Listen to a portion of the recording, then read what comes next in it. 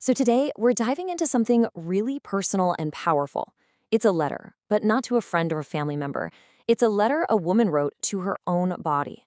This monologue takes us on this incredible journey through a really complicated relationship, one that's full of shame, pressure, and ultimately love. It's a story that, honestly, many of us will find deeply, deeply familiar. And really, the whole thing pivots on this one powerful question. How can something so fundamental to life, a symbol of nurturing, become something to be hidden away, judged, and obsessed over? That's the core conflict we're going to unpack together. So the story starts way back, in early adolescence. And this isn't just about the physical changes we all go through. It's about the birth of a totally new identity, one that's suddenly, and for good, just completely tied to the body. Yeah, the monologue talks about this as a new kind of proof that you're a girl. It's like a signpost. But as you can imagine, with this new identity comes a whole new set of rules.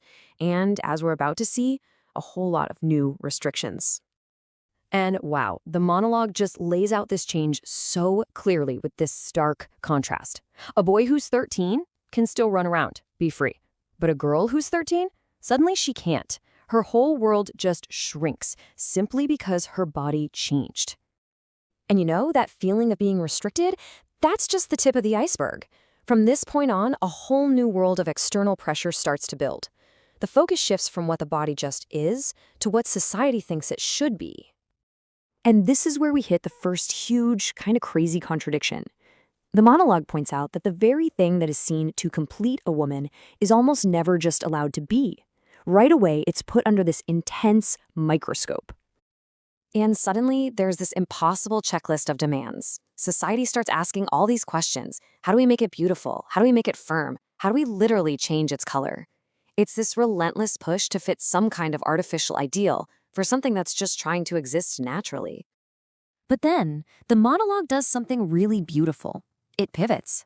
It turns away from all that outside noise and looks inward, focusing not on how it looks, but on its real purpose, on its profound, life-giving function.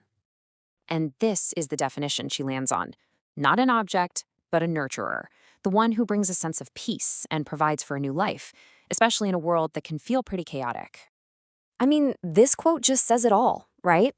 It captures the absolute selflessness and power of that role. It's about giving everything you have to help someone else grow. A connection that's pure, vital, and should be completely without shame. Or at least that's how it's supposed to be. And that right there, that brings us to the real gut punch of the monologue. This is the part that tackles the most jarring and painful contradiction of all, society's unbelievably hypocritical view of the female body. That's such a powerful phrase, isn't it? The ugliest joke. It just perfectly captures the kind of emotional whiplash that happens with how the body's perception is forced to change over a lifetime. So first, we're reminded of that pure, innocent beginning, the body as the source of life, accepted without a second thought, without any shame, a bond that is fundamental to our very existence. And then, bam! The punchline of that ugly joke hits. The sacred becomes sexualized. The source of life becomes an object of desire. That shift is so profound, and as the author feels it, so deeply hypocritical, it's almost hard to wrap your head around. But after wading through all that pain, the monologue doesn't just leave us there in the anger or sadness. It turns back inward one last time. And this time, it's for a final, powerful resolution, a declaration of self-acceptance and, yes, love.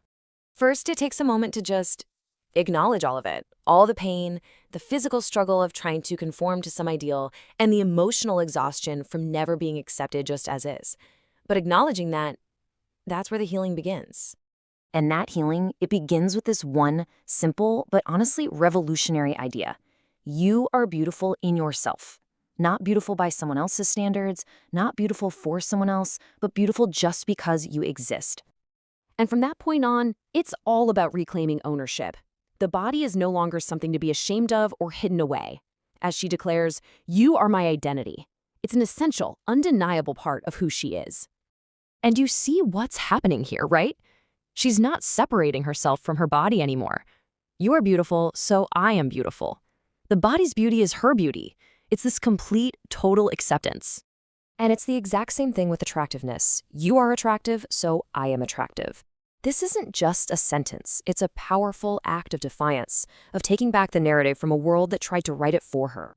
And all of this whole incredible journey, it builds up to this one final heartfelt line. After all the restriction, the pressure, the hypocrisy, and the pain, it ends simply with pure, unconditional love. So, this letter kind of leaves us with a question to chew on. This monologue is one person's powerful declaration, but imagine if it sparked a real conversation. What could actually change if we all started seeing our bodies not through society's eyes, but through our own? It's a powerful thought to take with you.